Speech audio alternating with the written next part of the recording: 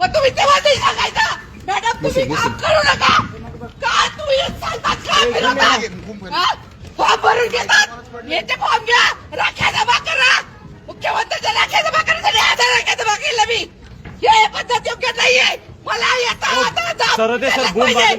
मला हे दाब पाहिजेत मी किती वर्ष शांत बसणार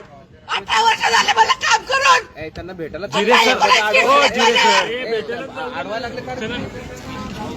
कुठे शिकवायचं कुठे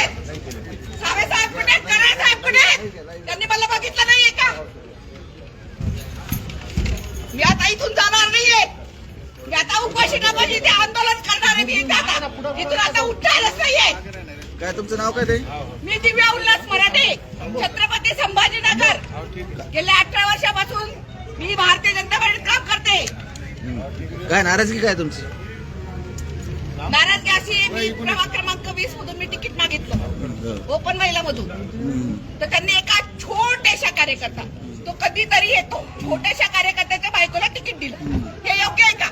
म्हणजे तुमच्या वरून नाव नाही आलं म्हणजे काय वरती पक्षाला माहितीये का याची बायको कोणती म्हणजे तिने सर्वे मध्ये नाव आलं सर्वे मध्ये तर नाव माझं पण आलं कुठला प्रभाग आहे 20 क्रमांक